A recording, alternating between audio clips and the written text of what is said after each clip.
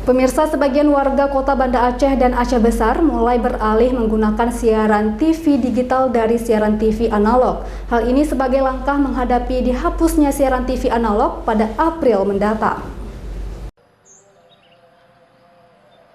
Warga kini mulai beralih secara bertahap menggunakan siaran TV digital sejak tahun lalu. Peralihan tersebut seiring dengan kebijakan pemerintah analog switch off atau ASO yang akan mematikan siaran TV analog dimulai April mendatang.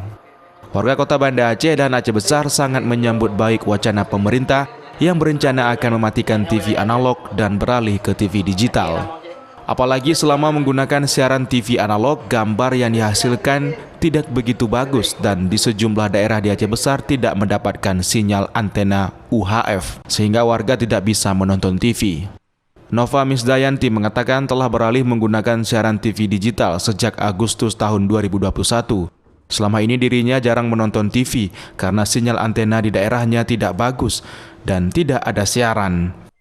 Setelah beralih ke TV digital, siaran TV jernih dan bersih. Kalau di rumah saya memang sudah langsung menggunakan TV digital ya, nggak pakai set-top box lagi.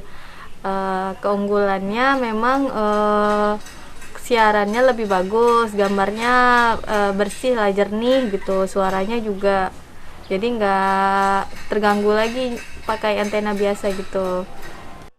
Kementerian Komunikasi dan Informatika akan menghentikan siaran televisi analog secara menyeluruh di wilayah Indonesia pada November 2022 mendatang.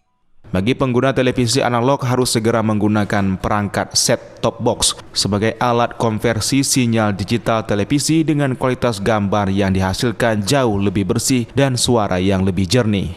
Dari Kabupaten Aceh Besar, Taufan Mustafa, iNews melaporkan.